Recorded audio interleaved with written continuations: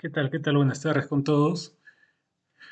El- la primera y la segunda sesión habíamos primero abordado un poco algunos temas de introducción. Habíamos revisado pequeños primeros alcances de introducción. En la segunda habíamos hablado un poco del predimensionamiento. Ahora vamos a hablar un poquito en general. Vamos primero a recordar algunos puntos. Vamos a recordar justamente que una edificación debe cumplir con estabilidad, resistencia, rigidez, funcionalidad, economía, constructibilidad, forma, símbolo, medio social y organizativo. Estabilidad, resistencia y rigidez, y la parte funcional se entiende, ¿no? Se entiende estos cuatro principios iniciales, se entienden perfectamente que un proyecto tiene que, o una edificación debe contemplar la estabilidad, la resistencia, rigidez y funcionalidad, pero también la parte económica. Decimos que un edificio en general debemos siempre estar contemplando que esta construcción bajo un movimiento sísmico fuerte va a colapsar. O sea, eso es inevitable. Las construcciones van a llegar a colapsar en algún punto. O el criterio que tenemos que abordar es justamente lo que acabamos de mencionar, eh, que la forma en la cual vaya a fallar debe ser secuencial. ¿Qué quiere decir? Que tenemos elementos no estructurales y tenemos elementos estructurales. Quiere decir que cuando una construcción tiende a fallar, tiene que fallar los elementos no estructurales y en principio tienen que fallar los elementos no estructurales de tal forma que puedan ser subsanables. O sea, en primera instancia, una construcción debe fallar de tal forma que en primera instancia fallen los elementos no estructurales de tal forma que puedan ser reparados. Luego empiezan a fallar de tal forma que ya no pueden ser reparados los elementos no estructurados. Finalmente empiezan a fallar los elementos estructurales, pero de tal forma que permitan que no colapsen de forma intempestiva, sino que eh, permitan evacuar a los residentes. O sea, volvemos otra vez a comentar. La forma en la cual debe fallar una construcción es que, dado un movimiento sísmico, empiecen a fallar los elementos no estructurales. Luego empiezan a fallar los elementos no estructurales de tal forma que ya no sean reparables. Luego continúan los elementos estructurales, pero de tal forma que permitan evacuar a los ocupantes. Si quisiéramos una construcción que resista cualquier movimiento sísmico, esta construcción sería altamente costosa, por lo cual obviamente es un poco complicado para brindar accesibilidad a la construcción a todos los ocupantes.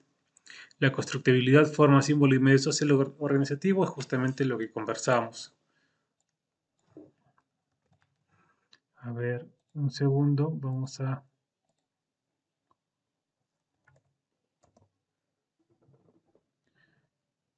ver un pequeño video. Vamos a aumentar el volumen.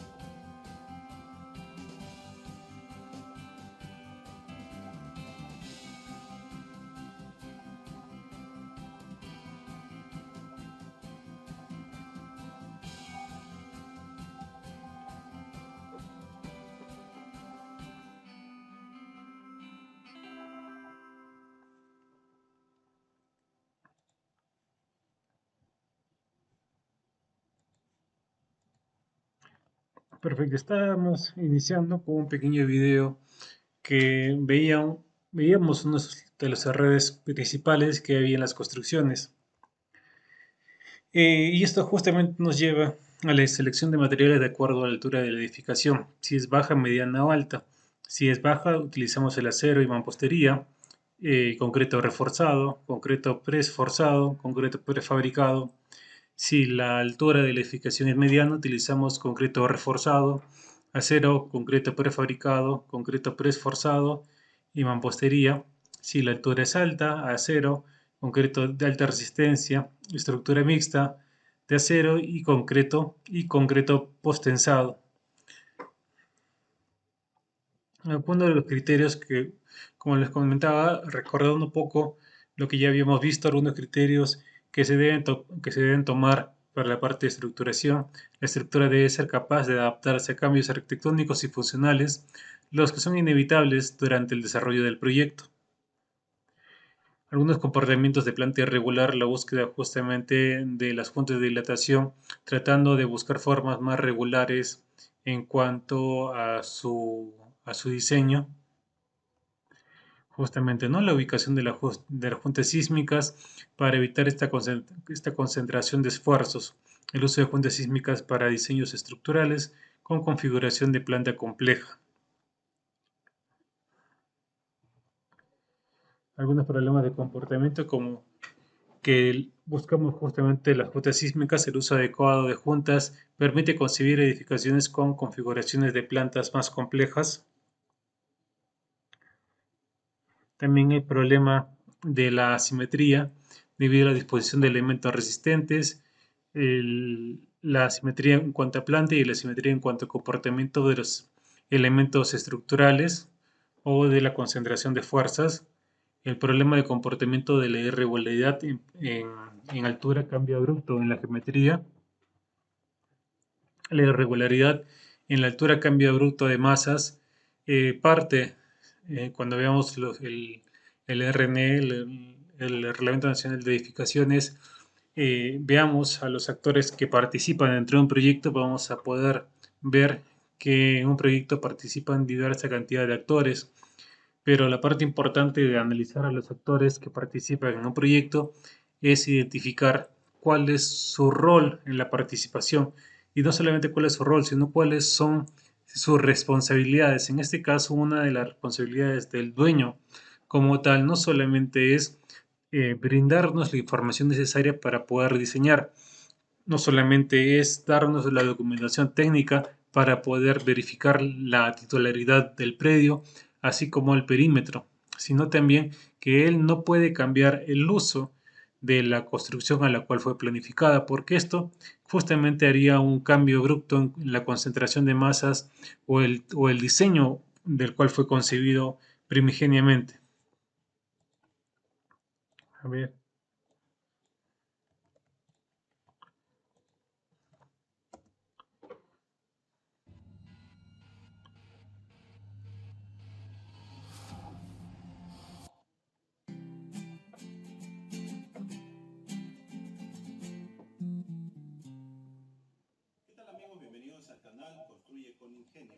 Entonces lo vamos a dejar un segundito. Vamos a ver este video de acá.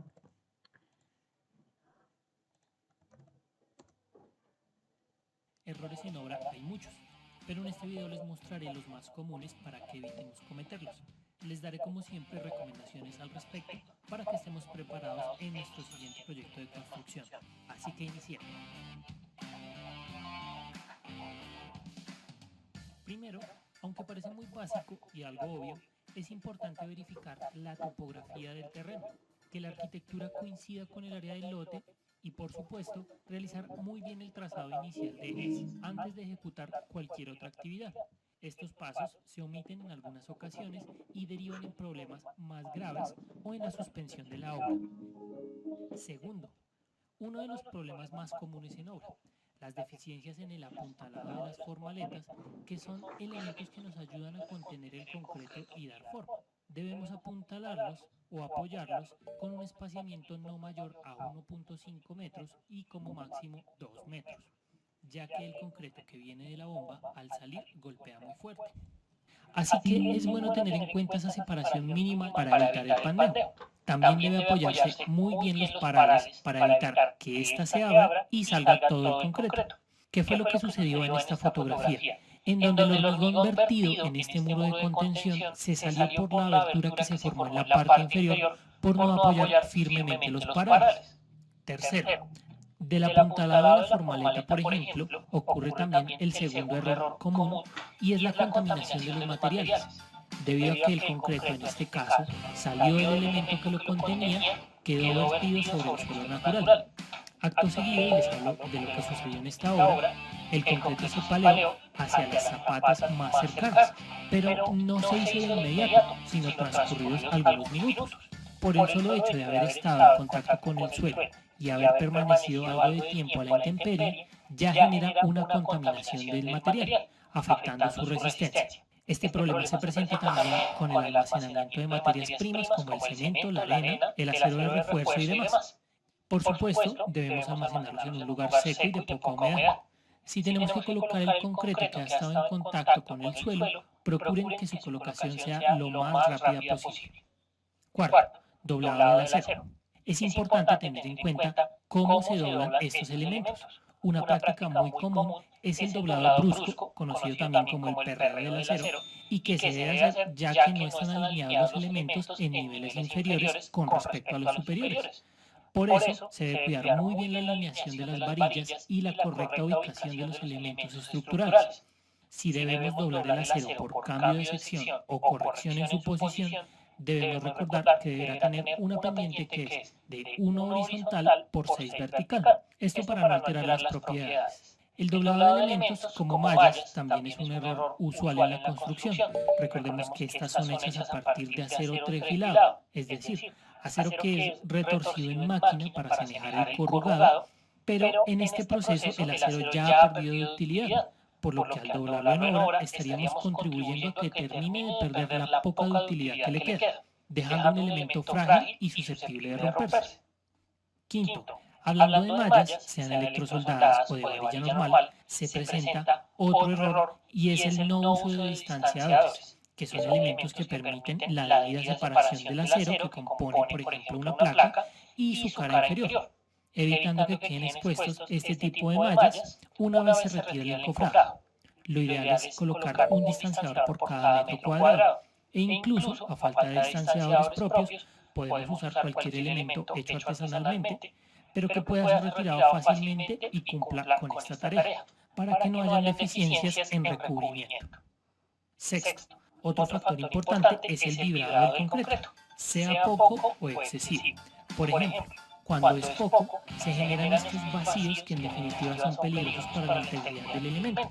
Pero también, cuando es excesivo, se puede generar segregación, quedándose en la base el agregado grueso del concreto y arriba los finos. La recomendación para un buen vibrado, por ejemplo, si el vibrador es de aguja, les recomiendo un tiempo de 15 a 20 segundos por chuzada, dependiendo del tamaño del agregado. Si es muy grueso, es bueno dejarlo un poquito más. Adicionalmente, se recomienda chuzar en espiral, si son columnas, y de afuera hacia adentro, dejando que salgan todas las burbujas. Séptimo, el desencofrado.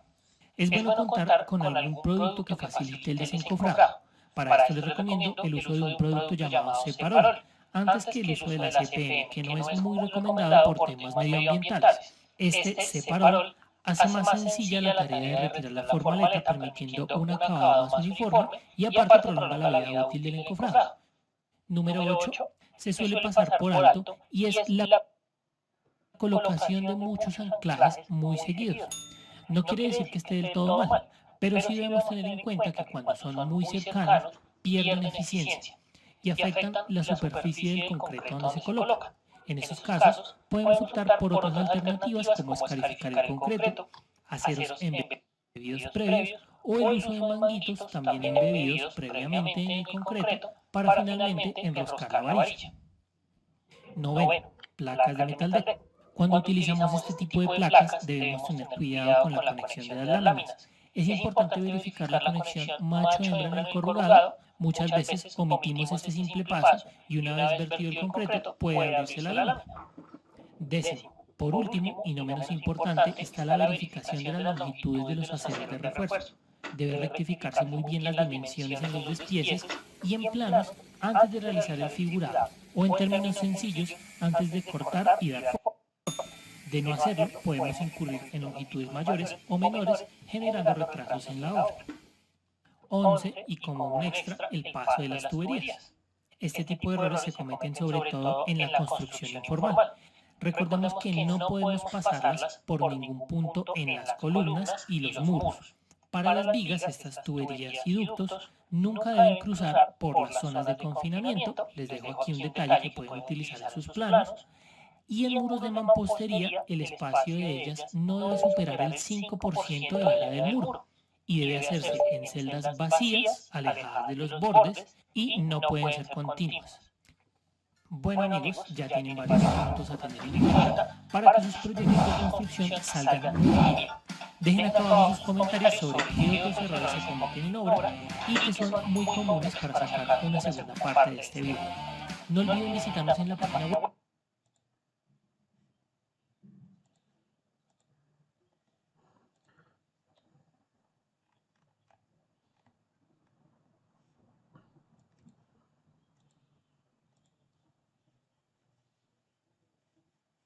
Muy bien, estábamos hablando de algunos errores, de algunos problemas de comportamiento según su tipo, en este caso por la irregularidad en altura o el cambio abrupto en los muros de corte, el comportamiento por la discontinuidad en elementos y flujo de fuerzas, la discontinuidad de los elementos verticales en este caso, como vemos en las plantas, el 2 y el 3, hay una discontinuidad en los elementos horizontales o en la planta en general. Proyectar siempre que sea posible estructuras continuas en altura y en direcciones ortogonales para otorgar continuidad y redundancia en la estructura. Y el famoso problema de la columna corte, como vemos en el diagrama, cómo se cambia. Un error común es no contemplar los elementos no estructurales en parte del análisis, o sea, despreciar los elementos no estructurales dentro del análisis de cálculo. Nos dice una interacción del muro de albañilería con marco de concreto generando las fallas por columnas cortas. Justamente ahí se podría pensar que es un sistema porticado y que los muros no están cumpliendo ninguna función, pero estos, al ser elementos no estructurales, están alterando el comportamiento de los momentos de las columnas, justamente cambiando su disposición y alterando su comportamiento, generando esta falla por columnas cortas, como podemos ver aquí, ¿no? Las columnas cortas pueden ser y deben ser evitadas. Es por ello que la interacción con elementos estructurales y no estructurales, y vemos justamente un detalle para poderlo resolver. La zona de choque entre edificios y formas de prevenirlo por juntas sísmicas. La zona de choque entre edificios pueden provocar el colapso. Muy bien. Hasta aquí estábamos recordando algunos puntos. Vamos a seguir recordando para abordar temas en específico. Nos quedamos hasta aquí.